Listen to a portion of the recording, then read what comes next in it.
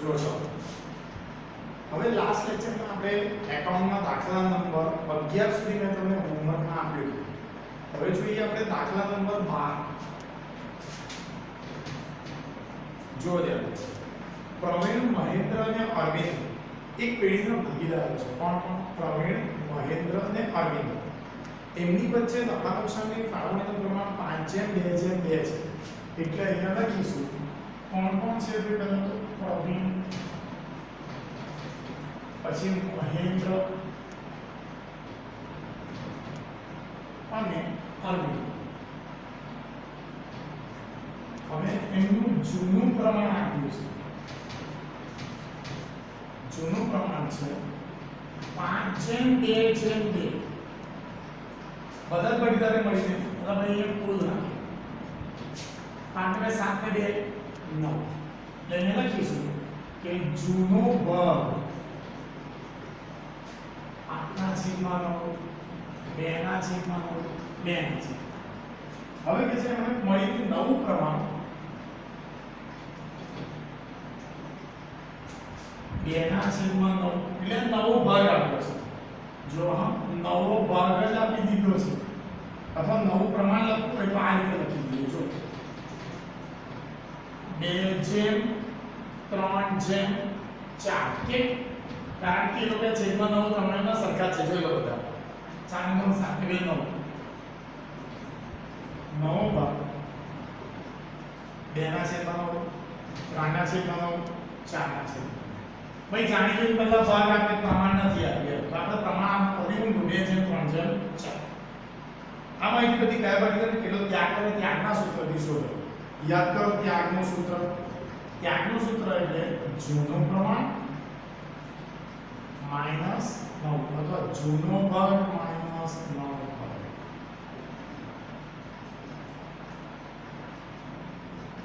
Okay, હવે અંદર લખીને આગળનું કેલ્ક્યુલેશન તો તમે કરી શકશો એવું જ છે, બરાબર છે? તો પણ જોઈ લેવું તો જોઈ લઈએ। ચાલો ને, પહેલો કોણ છે? પ્રવીણ। જૂનો ભાગ 5/9 નવો ભાગ 2/9। આ તો બહુ સહેલું, એક જ વખત 9 જોઈ લો। 5 - 2 એટલે કે 3/9। શું કર્યું ભાઈ? આને ત્યાગ। પછી કોણ આવ્યો? હવે પ્રવીણ, પછી મહેન્દ્ર। જો એનો જૂનો ભાગ છે 2/9 -3/9 એટલે કે એક જ વખત 2 - 3 -1/9 यानी लव થયો। હવે ત્યાગનું સૂત્ર મૂકીને જો જવાબ માઈનસ માં તો શું કહેવાય? લવ। ત્યાર પછી આ અરવિંદ, એનો જૂનો ભાગ 2/9 નવો ભાગ 4/9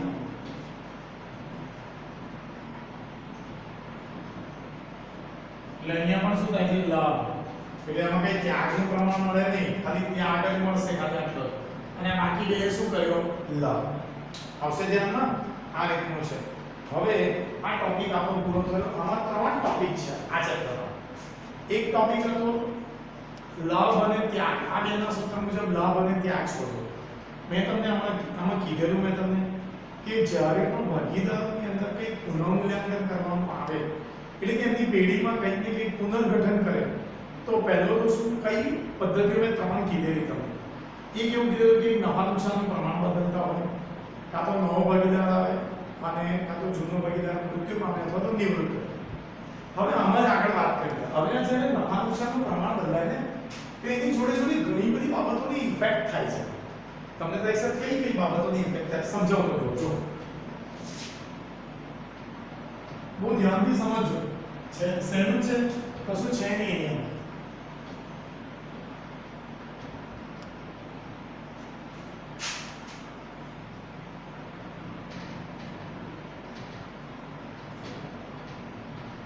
જો હવે જ્યારે નફા નુકસાનનું પ્રમાણ બદલાય ત્યારે ઘણા બધામાં નવી નવી ઇફેક્ટ આવશે।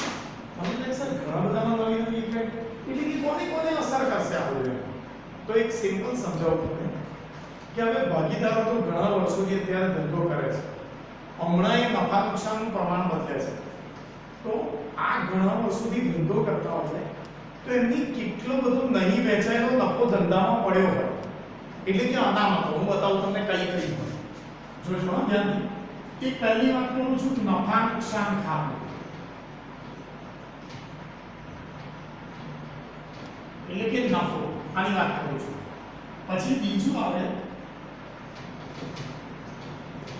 સામાન્ય અનામત જો ભાગીદારો શું કરે નફા નુકસાન ખાતું પોતાનું ખોલી રાખે પાકા શબ્દમાં લખ્યા આ ના વેચાયેલો નફો છે અત્યાર સુધીનો નહીં વેચાયેલો નફો છે બીજું સામાન્ય અનામત એટલે શું ભવિષ્યમાં થનારા આકસ્મિક કોઈ પણ કારણસર એ નુકસાનને પહોંચી વળવા માટે નફામાંથી બાજુ પર કાઢેલી રકમ સામાન્ય અનામત એટલે શું ભવિષ્યમાં થનારા નુકસાનને પહોંચી વળવા માટે નફામાંથી બાજુ પર કાઢેલી રકમ એટલે કે સામાન્ય અનામત તો આ સામાન્ય અનામત પણ અત્યારે ધંધામાં પાકા શરણામાં છે વેચી નથી બીજી વાત કરો ધ્યાનથી સાંભળજો તો નફો છે ધંધામાં અત્યારે એકત્ર થયેલો એક છે પછી મૂડી અનામત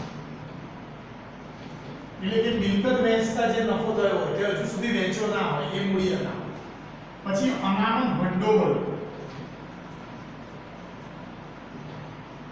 પછી અનામત ભંડોળ તો જો એકલી અનામત લખ્યું તો પણ આવી જાય અનામત સામાન્ય અનામત ભંડોળ પછી કઈ બીજું હોય તો જોઈ લઈએ ભાઈ આપણે હવે આકસ્મિક અનામત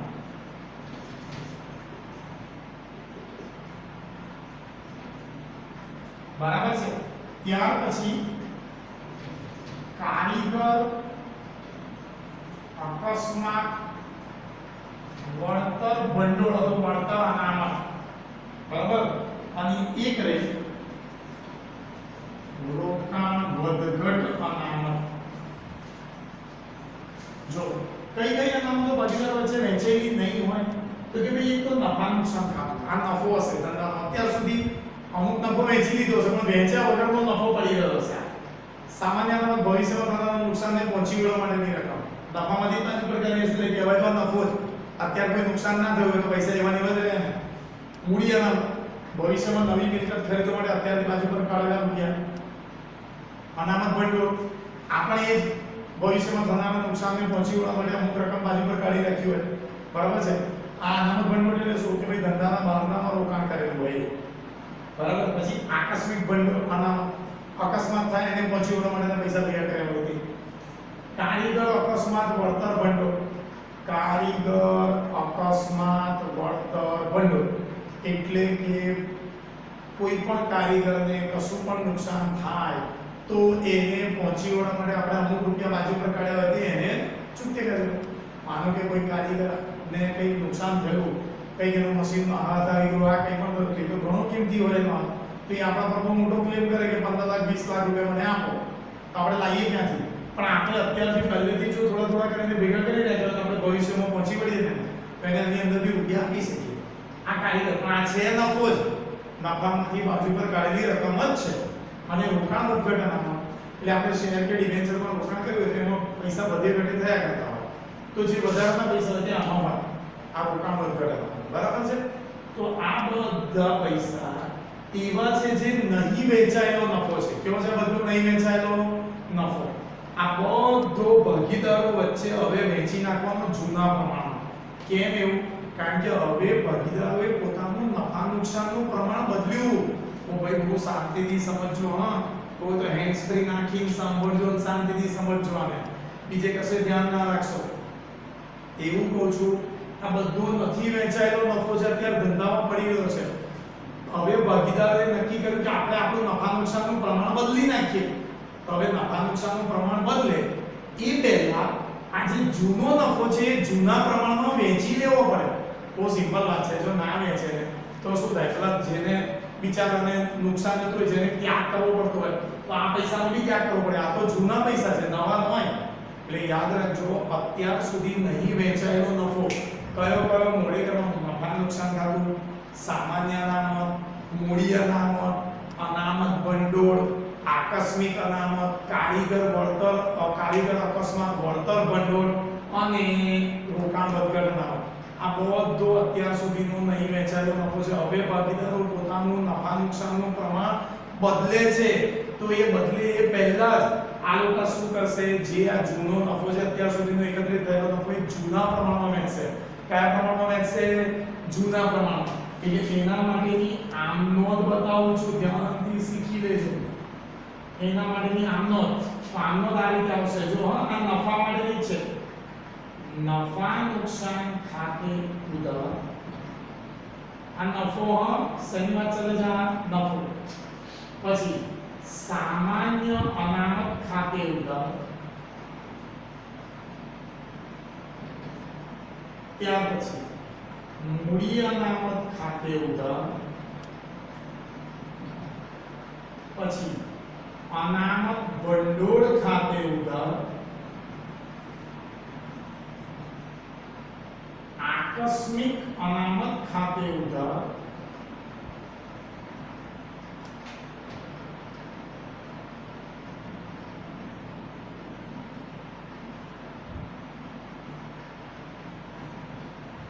ત્યાર પછી કારીગર અકસ્માત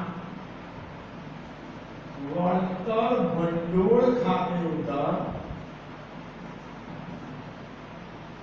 રોકાણ વધઘટ અનામત ખાતે ઉધાર. ભાઈ અનામત ભંડોળ એક જ થશે ને આમાં. એ ભાગીદારના મૂડી ખાતે જમા.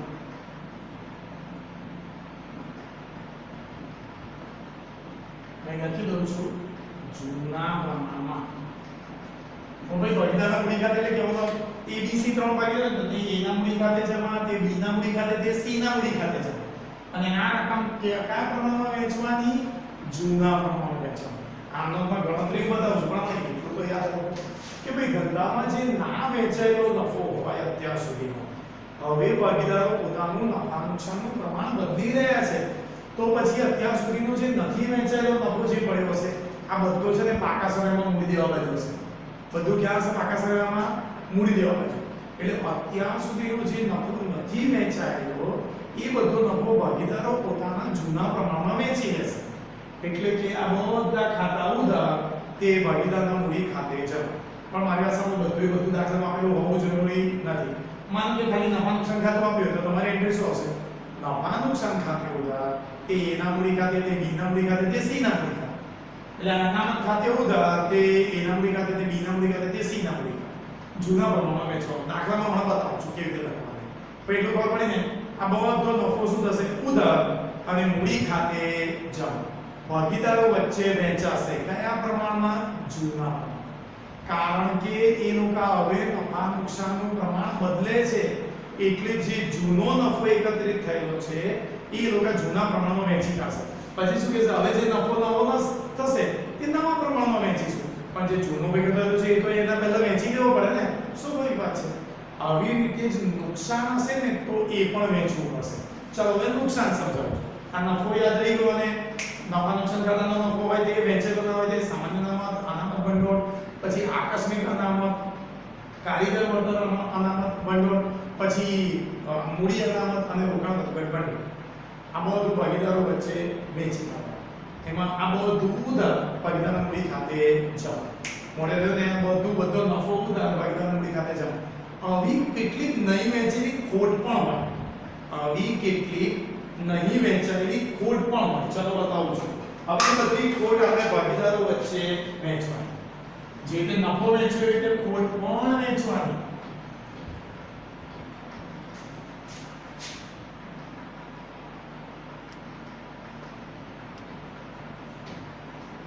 જો ત્યારે ખોટમાં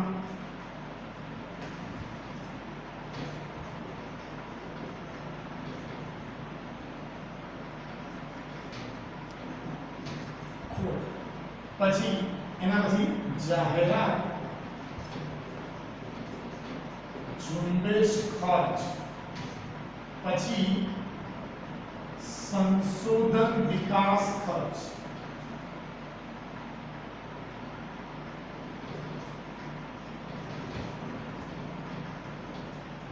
અને નહીં માંડી વાળે अन्य महसूली खर्च. जो क्या एक नफा नुकसान खाताની ખોટ આપી આ તો જાહેરાત, ઝુંબેશ ખર્ચ એટલે શું? 2-3 વર્ષો અગાઉથી ચૂકવી દીધેલો ખર્ચ હોય. આ બધું મિલકત એના બાજુ હશે. એટલે નફા નુકસાન ખાતાનો નફો હોય તે વેચી કાઢશે. પછી મૂડી અનામત, મૂડી અનામત આ બધું ક્યાં હશે મિલકતની આવક છે આ બધાની ઉધાર બાકી હશે જો પેલા બધા નફાની જમા બાકી હશે આ બધાની ઉધાર બાકી હશે પણ આનોમાં કેવી રીતે લખીશું હવે બધી ખોટ હવે જો સંશોધન વિકાસ ખર્ચ એટલે કેવું કોઈ પણ વસ્તુ શોધીએ એના માટેનો જે ખર્ચ હોય તે બહુ મોટો હોય થોડો કરીને માંડી વાળો એટલે જે ના માંડી વાળો એવો ખર્ચ આ પણ એવો જ જે ના માંડી વાળો હોય આ કોડ હોય અત્યાર સુધી વેચી ના હોય એવી કોડ ભેગી થઈ હોય અને આ નહીં માંડી વાળો અન્ય મહેસૂલી કરતા આવો જ કોઈ ખર્ચ હોય કે જે માંડી વાળો ના હોય તો હવે આની એન્ટ્રી શું તો જો આની આમનો યાદ રાખજો આની આમનો આવશે ભાગીદારના મૂડી ખાતે ઉધાર આ પણ જૂના પ્રમાણમાં જ વેચાશે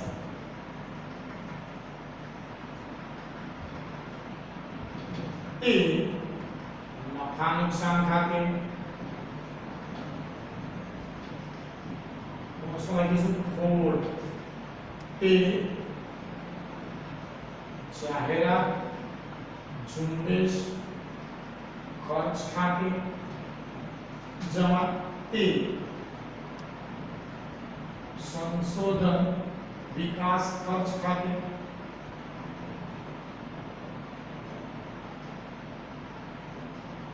તે નહીં માંડી વાળી अन्य महसूली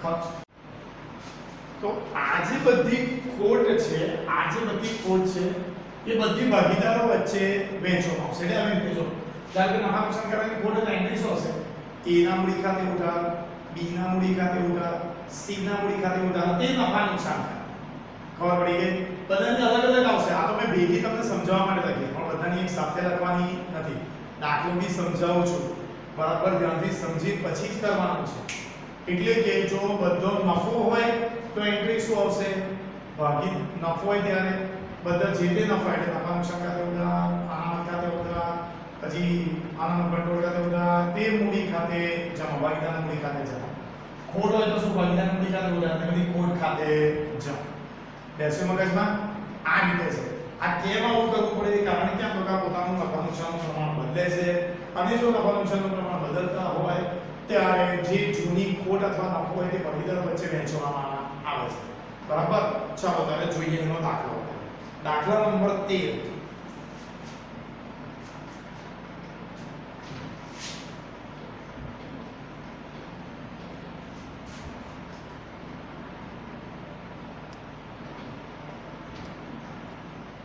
जो અત્યારે 13 વાંચો રામ અને રહીમ એક પેઢી ભાગીદારી પેઢીના ભાગીદારો છે કોણ રામ અને રહીમ તેમની વચ્ચેનું નફા નુકસાનનું પ્રમાણ 4:3 છે 31/2017 ના રોજ પેઢીના ચોપડે નીચેની બાકીઓ છે એમાં નફા નુકસાન ખાતાની ઉધાર બાકી 14000 જો હા આવું બાકી છે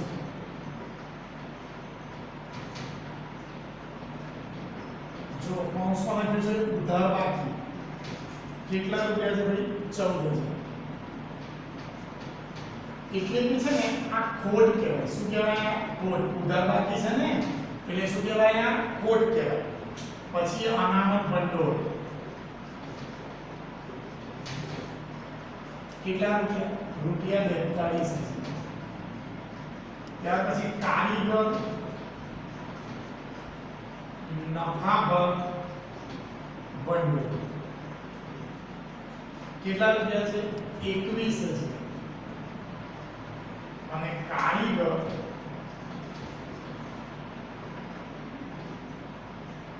અકસ્માત વળતર ભંડોળ રૂપિયા 26 આટલું છે જો હવે સાંભળો પતિ રામ અને રહીમ એક પેઢીના ભાગીદારો છે તેમની વચ્ચેનું નફા નુકસાનનું પ્રમાણ 4:3 છે 31/2017 પેઢીના ચોપડે નીચે પ્રમાણેની બાકીઓ આપી છે પાછળ વાંચો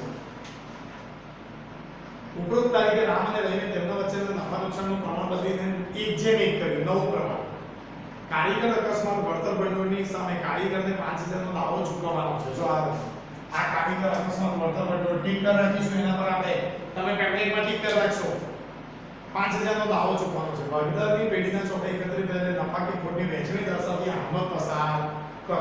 ચલો હવે આની આમનોંધ લખવાની છે. મારી વાત ધ્યાનથી સાંભળજો. મેં તમને હમણાં જ આમનોંધ બરાબર શીખવાડી આપી. તમારે શું કરવાનું છે? આ રીતે આમનોંધનું ફોર્મેટ તો ખબર છે ને? ક્રમ, વિગત, ખાતા, ઉધાર રૂપિયા, જમા. આ રીતે આપણે એનું ફોર્મેટ બનાવી દઈશું. બરાબર? ચાલો પહેલો નંબર. ચલો આ પહેલા નંબર. આ નફા નુકસાન ખાતાની ઉધાર બાકી છે એટલે ખોટ છે. જો મેં ખોટની આમનોંધ કરાય હું બંને બોલી જોજો. નફાની આમનોંધમાં શું આવે? જે તે નફા ખાતે ઉધાર એટલે કે નફા નુકસાન ખાતા ઉધાર, પછી એ નફા નુકસાન ખાતાની જમા બાકી હોય એટલે નફો હોય. નફા નુકસાન ખાતે ઉધાર, અનામત ભંડોળ ખાતે ઉધાર, સામાન્ય અનામત ખાતે ઉધાર એટલે બધી અનામતો ઉધાર એ ભાગીદારના મૂડી ખાતે જમા. પણ જો ખોટ હોય તો ભાગીદારના મૂડી ખાતે ઉધાર તે બધી ખોટ ખાતે જમા. બંને આમનોંધ મેં બતાવી છે. એટલે પહેલી આ ખોટ છે એટલે આ રીતે આવશે. જો ભાગીદારના મૂડી ખાતે ઉધાર, ભાગીદાર બે છે રામ અને રહીમ.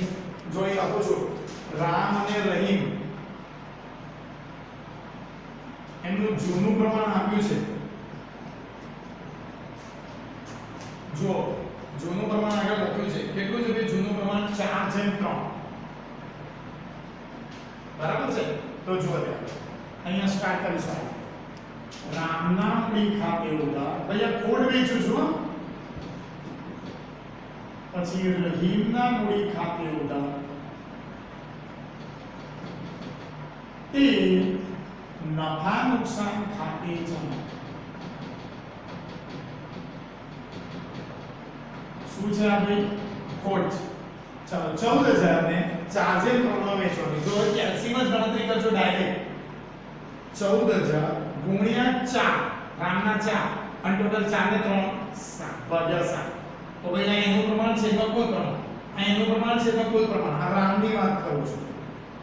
7 દુ 14, 2000, 4 દુ 8000. 8000 કોના આવશે? રામના. બરાબર? નફા નુકસાન ખાતે જમામાં તો 14000. હવે રહીમના ગણશું. 14000 ગુણ્યા 3/7. 3 દુ 6. એટલે કે રહીમના કેટલા આયા? 6. ભાઈ હવે આ મેં ગણતરી બતાવી પણ તમે શેમાં કરશો? કેલ્સીમાં ડાયરેક્ટ 14000 ગુણ્યા 4 ભાગ્યા 7, 14000 ગુણ્યા 3 ભાગ્યા 7. ખોટની એન્ટ્રી શું? ભાગીદારના મૂડી ખાતે ઉધાર તે ખોટ ખાતે જમા એટલે કે નફા નુકસાન ખાતે જમા. બરાબર છે? તમે કહો છો ને આગળ નફા નુકસાન બે માં આયા. હા, નફા નુકસાન એ નફો જમા બાકી પણ હોય અને ઉધાર બાકી હોય. જમા બાકી હોય તો નફો કહેવાય. તો તે ઘડી આમનોંધ બદલાઈ જાય. નફા નુકસાન ખાતે ઉધાર તે ભાગીદારના મૂડી ખાતે, પણ ઉધાર બાકી હોય તો ખોટ થઈ જાય. ત્યારે એન્ટ્રી શું થઈ જાય? ભાગીદારના મૂડી ખાતે ઉધાર તે નફા નુકસાન ખાતે. રહ્યું બરાબર? ખોટ હોય ત્યારે ભાગીદારના મૂડી ખાતે ઉધાર તે નફા નુકસાન ખાતે, સોરી નફા નુકસાન ખાતે જમા. અહીંયા લખી દેવાની બાજે શું કર્યું કે ભાઈ નફા નુકસાન ખાતું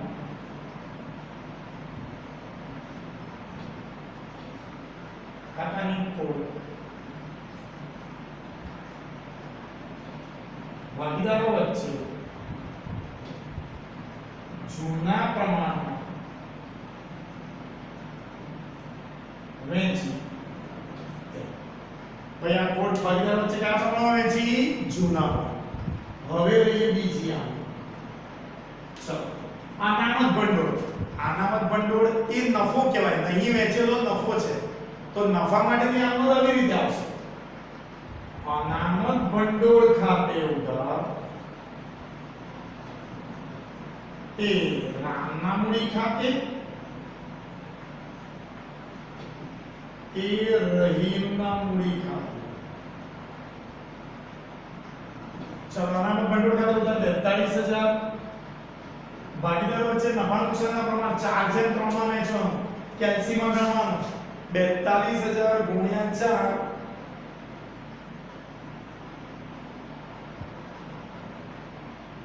42000 ગુણ્યા 4 ભાગ્યા 7 24000 રામમાં. ફરીથી 42000 ગુણ્યા 3 ભાગ્યા 7 18000 આવડ્યું? પછી હવે બાજુ તમે લખજો. શું લખશો? અનામત ભંડોળ ભાગીદારો વચ્ચે વહેંચી જૂના પ્રમાણમાં વહેંચી તેમ. હવે આ કારીગર નફાભાગ ભંડોળ. પણ જો મારી વાત સાંભળો. આ કારીગર નફાભાગ ભંડોળ મેં તમને કઈ લખાઈ છે? કારીગર અકસ્માત વળતર ભંડોળ. આ ભાગીદારો વચ્ચે વહેંચાશે. પણ આ વહેંચાશે નહીં, કારણ કે આ નફાભાગ છે. આ કોઈ અનામત નથી. આ ભાગીદારોનો નફાનો ભાગ છે, એમને આપવો જ પડશે. એટલે આ ભાગીદારો વચ્ચે વહેંચાશે નહીં. તો કઈ વહેંચાશે? ખાલી કારીગર અકસ્માત વળતર ભંડોળ. આ ભાગીદારો વચ્ચે વહેંચાશે. ચાલો તો આપણે આની પણ આનો નાના જેવી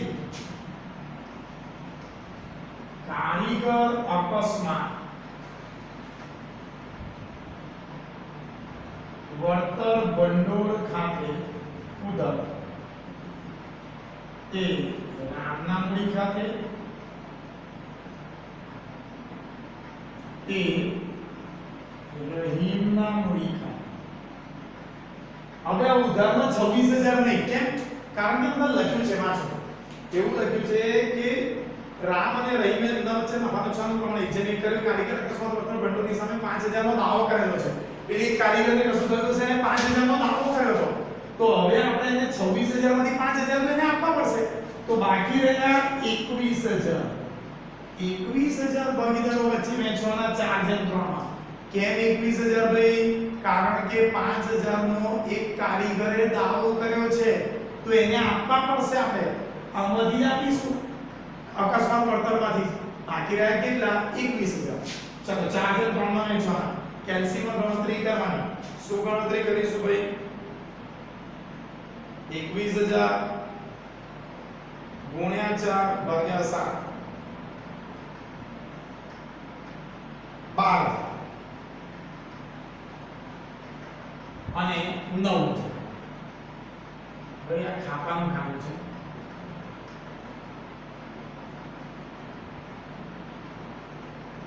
કેમ 21000 લીધા? 5000 નો એક કારીગરે દાવો કર્યો હતો કે એના પૈસા આપણે એને આપવાના છે. તો એ અંદરથી શું કરી દેવાના? બાદ કરી દેવાના. બાકી બધી એક ભાગીદારો વચ્ચે વહેંચો. ક્લિયર થયું ભાઈ? મેં તમને નફા પણ બધા લખાયા, એની આમોદ લખાઈ. કેવી રીતે લખાય? બધી ખોટ લખાઈ, એની આમોદ. એમાં આ નતું લખાયું જો કારીગર નફાભાગ ભંડોળ એ કોઈ અનામત નથી કે નહીં વહેંચાયેલો નફો નથી. આ તો કારીગરોના પૈસા છે, એમને આપવા જ પડશે. એટલે આ કઈ ભાગીદારો વચ્ચે વહેંચાય નહીં. કારીગર અકસ્માત વળતર ભંડોળ ભાગીદારો વચ્ચે વહેંચે. પણ એ વેચવામાં પણ યાદ શું રાખવાનું છે કે એ લોકોએ કહ્યું છે કે 5000 નો દાવો મંજૂર કર્યો છે. તો બાકી 5000 માંથી બાદ કરીએ, બાકી રહે 21000. એક ભાગીદારો વચ્ચે વહેંચો. આવશે ધ્યાનમાં? આ રીતનો. હવે આના પછીનો દાખલા નંબર 14 જોઈ લેજો. 14 માં છે અવયવ અને સંકેત. એક ભાગીદારી પેઢીના ભાગીદારો છે, તેમની વચ્ચેનું નફા નુકસાનનું પ્રમાણ 2 છે. 31/9/2017 ના રોજ પેઢી ચોકે નીચેની બાકીઓ છે. નફા નુકસાન ખાતું 18000, અનામત ભંડોળ 17000. જો હવે છે ને નફા નુકસાન ખાતું ઉધાર બાકી 18000. આ પ્રમાણે આમનોંધ લખવાની. આમાં કોણ છે? અવયવ અને સંકેત. અવયવના મૂડી ખાતે ઉધાર, સંકેતના મૂડી ખાતે ઉધાર, તે નફા નુકસાન ખાતે. અને 18000 નફા નુકસાનના પ્રમાણમાં વહેંચવાના. અનામત ભંડોળ બી આના જેવું છે. અનામત ભંડોળ ખાતે ઉધાર, તે અવયવના મૂડી ખાતે, તે સંકેતના મૂડી ખાતે. પછી કારીગર નફાભાગ ભંડોળ ભાગીદારો વચ્ચે વહેંચાશે નહીં. અને કારીગર અકસ્માત વળતર ભંડોળ એ પણ આજે પણ એમાં બી નીચે કંઈક 6000 નો દાવો લખ્યો છે કે અંદરથી બાદ કરીને એટલા રૂપિયા વહેંચો. આવડશે આ પ્રમાણે? તો 14 નંબર તમારે ગણવાનો. હવે નેક્સ્ટ ટોપિક છે પુનઃમૂલ્યાંકન ખાતું. એ નેક્સ્ટ લેક્ચરમાં કરીશું. આટલે સુધી પરફેક્ટ કરી દેજો. Okay, thank you very much.